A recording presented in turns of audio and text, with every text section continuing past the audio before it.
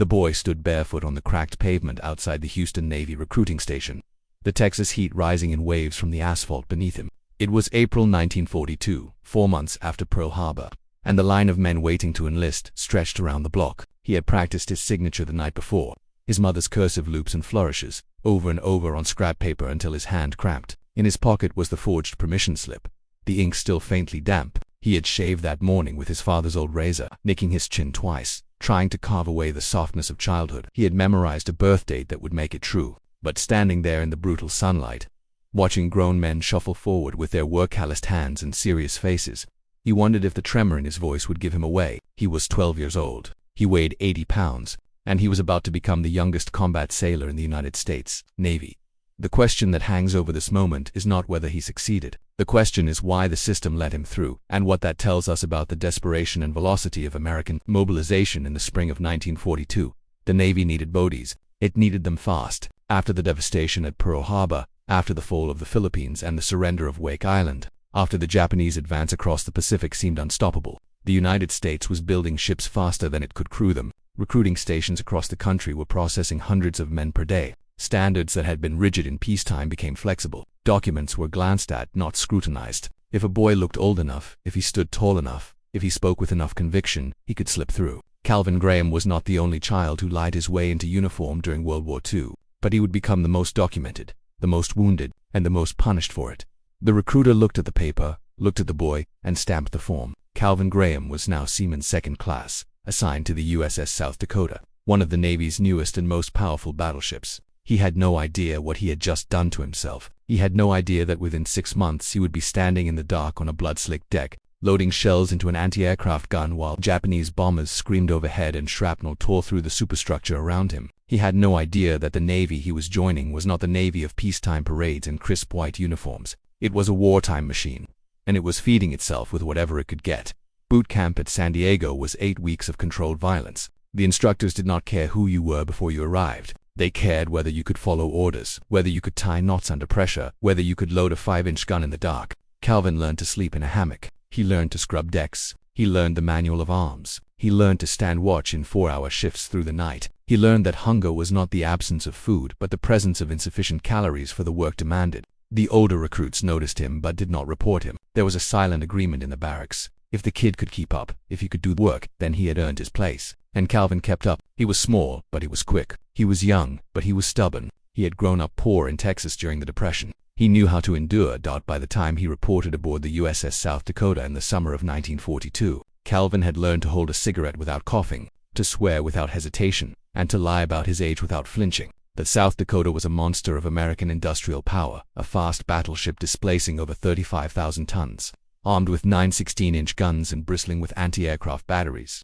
She had been commissioned in March, just weeks before Calvin enlisted. Everything about her was new: the paint, the machinery, the crew. She was part of the Navy's answer to Japanese aggression, a ship designed to hunt and kill anything afloat. Calvin was assigned to a damage control and ammunition handling team. His job was to move shells, plug leaks, fight fires, and obey orders without question. He was one of 2,400 men aboard. Most of them were teenagers. None of them were 12. The South Dakota deployed to the Pacific in August 1942. By then, the war had entered its most desperate phase. The Marines had landed on Guadalcanal, seizing a partially completed Japanese airfield in the Solomon Islands. The Japanese were pouring reinforcements into the island, determined to take it back. The naval battles around Guadalcanal would become some of the most savage of the entire war. Fought at knife-fighting range in the black tropical nights, with searchlights and torpedoes and point-blank gunfire, the South Dakota was sent to escort carriers and support the Marines ashore. Calvin had never seen combat. He had never seen a man die. He was about to see both, repeatedly, in a compressed span of minutes that would define the rest of his life. The night of November 14, 1942, was moonless and oppressive. The South Dakota was part of a task force moving northwest of Guadalcanal, hunting a Japanese bombardment group. Intelligence had warned that Japanese battleships were approaching to shell the American positions on the island. The stakes were existential. If the Japanese could destroy the airfield, they could isolate the Marines and starve them into surrender. The American ships had to stop them. Calvin was at his battle station, deep in the ship, when the first reports came over the intercom. Enemy ships detected, range closing. Then the guns opened up, and the world became noise.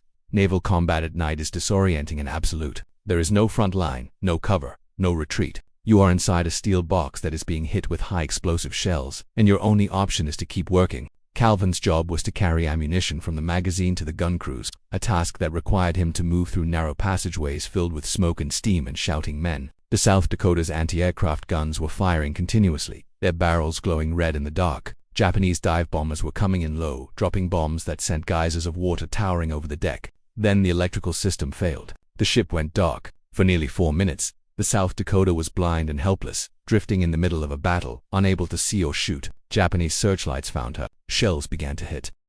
Calvin was on deck when the shrapnel came through. He did not hear it. He felt it. A jagged piece of steel the size of a fist tore through his face and jaw, knocking him backward against a bulkhead. Blood filled his mouth. He could not speak. He could not see clearly. Around him, men were screaming. The gun mount above him had taken a direct hit, killing several of the crew. Fires were spreading along the superstructure. Calvin tried to stand. His legs shook. Someone grabbed him and dragged him toward a hatchway. He remembers the taste of blood and seawater. He remembers the smell of burning oil. He remembers thinking, very clearly, that he was going to die and that his mother would never know what happened to him. The battle lasted less than an hour. The South Dakota survived, but she was badly damaged. 42 men were dead. Over 100 were wounded. Calvin was one of them. The ship limped back to port for repairs. Calvin was treated by the ship's doctor, his wounds cleaned and stitched without anesthesia because supplies were limited. He was given sulfur powder and told to rest. He did not rest. He went back to work. There was no other option. The ship needed every hand. In the weeks that followed,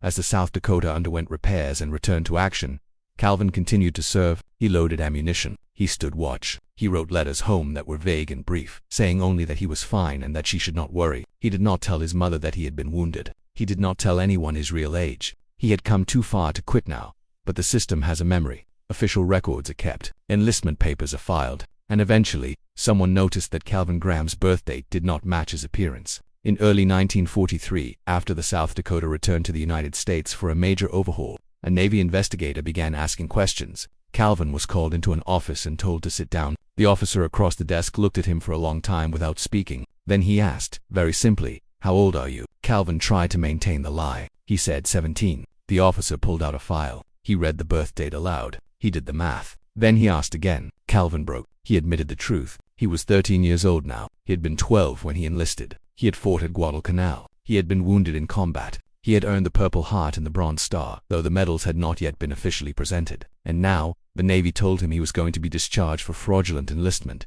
The discharge was not honorable. It was not dishonorable. It was undesirable. A bureaucratic middle ground that carried no benefits and considerable stigma. The Navy stripped him of his medals. They confiscated his service record. They sent him home to Texas with nothing but a bus ticket and a warning not to talk to the press. Calvin returned to Houston in the spring of 1943, a combat veteran at 13, legally barred from claiming his service. He went back to school. He tried to fit in, but he had seen things that none of his classmates could imagine. He had loaded shells under fire. He had watched men die. He had been wounded defending his country, and his country had decided that his service did not count. The contradiction was unbearable. He dropped out of school. He took odd jobs. He drifted. The war ended. The men came home. Parades were held. Monuments were built. Calvin Graham was not invited to any of them. For decades, Calvin fought to have his service recognized. He wrote letters to Congress. He contacted veterans organizations. He spoke to journalists who found his story almost impossible to believe. How could a 12-year-old have enlisted? How could he have made it through boot camp?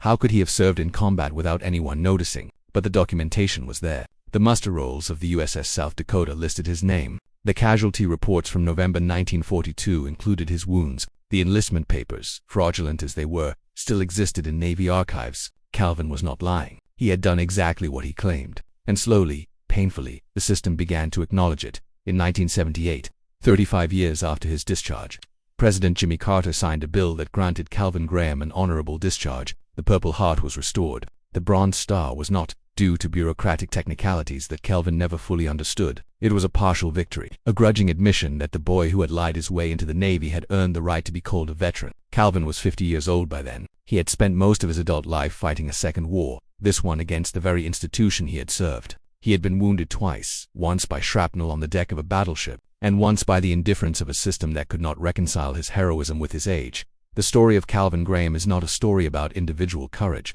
though there is courage in it. It is a story about the machinery of total war, and what happens when that machinery consumes the young without counting the cost. In 1942, the United States was not yet the industrial colossus it would become by 1945. It was scrambling, improvising, learning how to fight a global war while building the tools to fight it. Recruiting stations were overwhelmed. Training pipelines were rushed. Standards were lowered because the alternative was losing. Calvin slipped through the cracks not because the system was careless, but because the system was overloaded, and he was not alone. Historians estimate that several thousand underage boys served in the American military during World War II, most of them undetected until after the war ended. Some were 14, some were 15, a few, like Calvin, were even younger. They lied because they believed in the cause. They lied because they wanted to be part of something larger than themselves. They lied because the country needed them, or so they thought, and the country did not ask too many questions.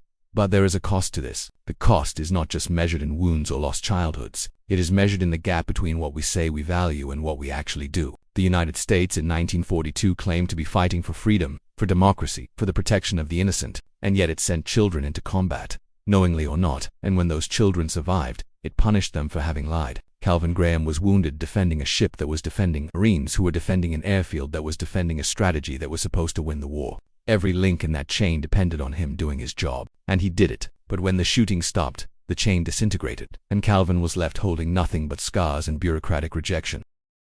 The recurring object in Calvin's story is not a piece of equipment or a ration item. It is the enlistment paper itself, the forged document that began everything. He carried it into the recruiting station as a child. He signed it with his mother's name. He watched the recruiter stamp it and file it away. And for the rest of his life, that piece of paper defined him. It was evidence of his service and proof of his fraud. It was his ticket into the Navy and the reason for his discharge. It was filed in an archive in Washington and retrieved decades later to prove that he had been telling the truth. That single sheet of paper, with its false birth date and real signature, became the most important artifact of his life. It was the bridge between who he was and who he pretended to be, and the gap between those two identities nearly destroyed him. Calvin Graham died in 1992 at the age of 62. His health broken by years of poverty and the lingering effects of his wartime injuries. He was buried with military honors, his casket draped with the flag he had fought for. The ceremony was small. Few people attended. The nation he had served had mostly forgotten him by then, absorbed in other wars and other stories. But among the veterans who knew his history, Calvin Graham is remembered as something more than a footnote. He is a reminder that the cost of war is borne by the youngest, the most vulnerable, the ones who believe most fervently in the stories they are told. He is a reminder that patriotism can be exploited, that systems built for adults can crush children, and that courage does not always receive the recognition it deserves.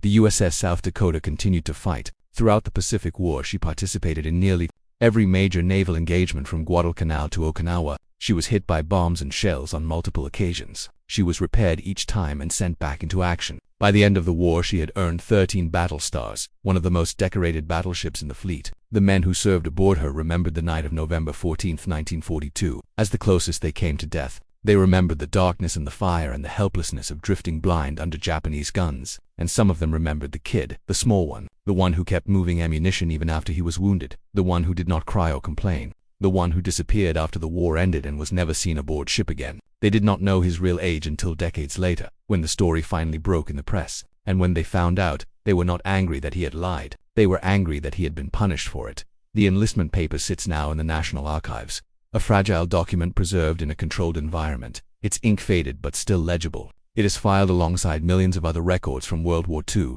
each one a data point in the vast machinery of mobilization. But this one is different. This one was signed by a child who wanted so badly to serve that he committed fraud to do it. This one sent a 12-year-old into combat. This one was stamped and approved and filed away, and no one checked it carefully until the damage was already done. It is a small piece of paper. It weighs almost nothing, but it carries the full weight of a boy's war. Calvin Graham lied to join the Navy. He fought at Guadalcanal. He was wounded in combat. He was awarded the Purple Heart and the Bronze Star. He was discovered, discharged, and stripped of his medals. He spent 35 years fighting to have his service recognized, and in the end, he won a partial victory that came too late to heal the wounds that mattered most. His story is not a celebration of youthful heroism. It is a warning about what happens when a nation asks more of its children than they can afford to give, and then denies them the dignity of acknowledgement when they deliver. It is a story about the gap between the myth of the good war and the reality of how wars are fought. It is a story about a piece of paper and a boy in a battleship and a system that could not see the contradiction at its heart until long after the boy had become a man and the man had spent his life trying to prove he had been there at all. The enlistment paper remains. The boy is gone, and the question that started this story has an answer now, though it is not a comfortable one. The system let him through because the system needed bodies more than it needed truth. And Calvin Graham, 12 years old and 80 pounds and determined to fight, gave it exactly what it asked for.